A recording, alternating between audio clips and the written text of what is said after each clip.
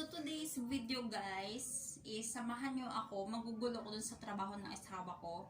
Hindi yung trabaho na kasi meron po siyang tawag nito. Hindi po yung sa trabaho ng insyat. So today po kasi is ipapatanggal po namin yung parang heater namin para sa tubig sa may pinaka-terrace namin sa taas. So manggugulo lang tayo ng kaunti sa trabaho niya, no? Kasi hindi ko alam kung pwede akong maki-video doon or something. But let's see kung anong gagawin nila para matanggal yun. Tsaka para mai-share ko din sa inyo kung ano yung ginagamit namin pampainit na tubig dito sa amin sa Marmara Island. Kasi dito po sa Marmara Island is wala pong dual gas o yung heater na tumutulong para maging mainit din yung tubig namin dito. So may ginagamit po kami para siyang may pagka solar panel na tube siya na itatapat nyo yun sa araw. Tapos may nakakonekta din po siya sa parang tinatawag nilang Unported dito o yung parang alam niyo po yung automatic na nag-click ng gano'n kapag may short circuit something. Ewan ko kung anong tawag doon. Pero ipapakita ko din po siya sa inyo kung ano yung tinutukoy ko. So ngayon, akit muna tayo sa taas namin. Tapos papakita ko sa inyo kung ano ginagawa ng asawa ko. Okay? Let's go! So guys, ito yung parang tumutulong sa amin para maging mainit yung tubig namin. Tapos ito siya. Tapos ito yung yung tawag nito, parang solar panel tube na naka-align siyang ganyan. 'Di ba kung nakikita nyo may butas doon. So nakahilera siyang ganun. Tapos nakatutok syempre sa arawan para maging mainit yung tubig. Pero syempre ginagamitan din ito ng kuryente. So ngayon, paano nila ibababa ito kasi nasa taas sila.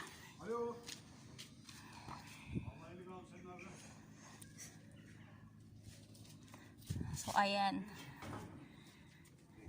By the way guys, yung si kuya na yan, siya po ay si Kuya Mehmet Ali. Anak po siya ni Pembe Abla, yung katiwala namin dito sa bahay na tumitingin kapag nasa Istanbul kami.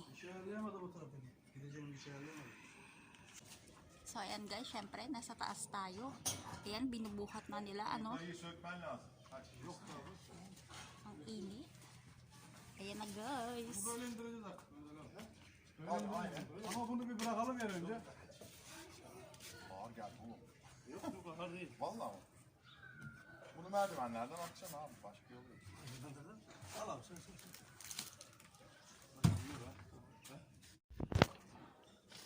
Artık siz kendi inşaat işleminizi yapsınız. İşleminizi yaptıktan oldu abi.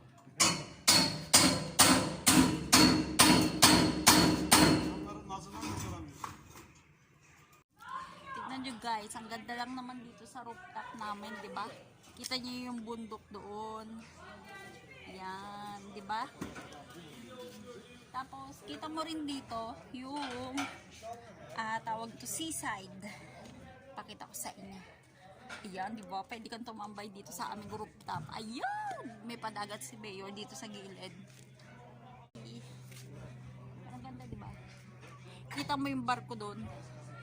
Saan ba yun? Ayun na. Maka-ofyoso na tayo sa trabaho ng asawa ko.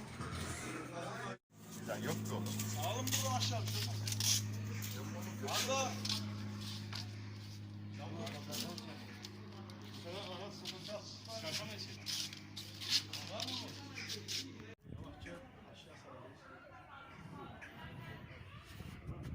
Sen öyle.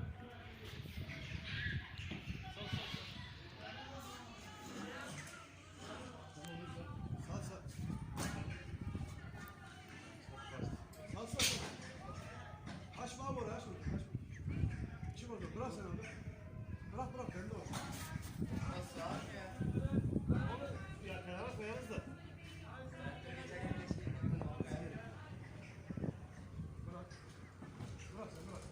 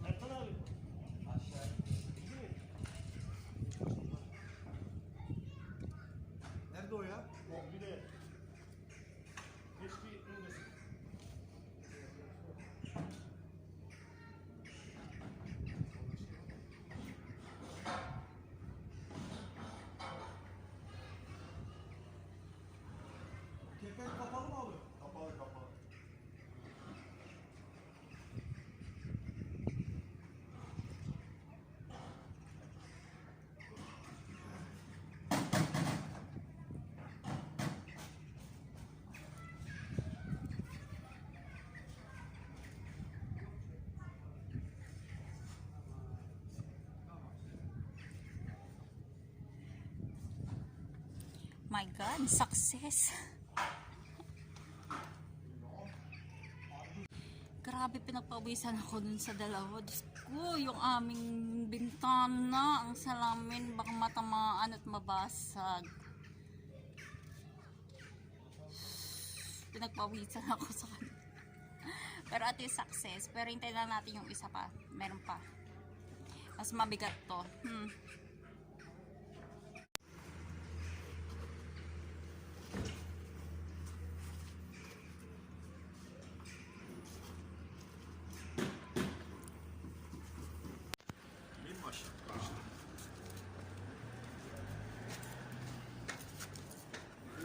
Elle iner mi ipler?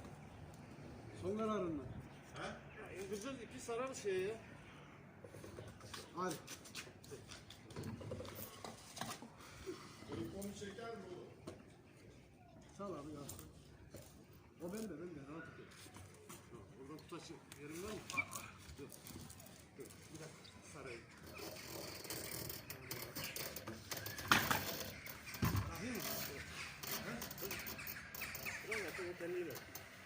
Bırak hiç zorlamıyor. Çek bu tarafa abi. Şey var. Evet. Bıraktım mı? Yok kurtarmadım.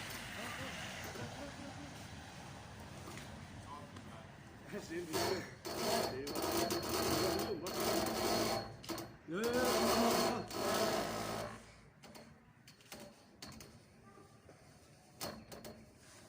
Allah'tan bu demir varmış. Vallahi. Yeni mi aşağı?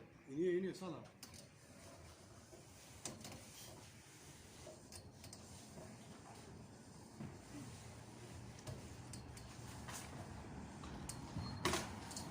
Bravo! Tamam.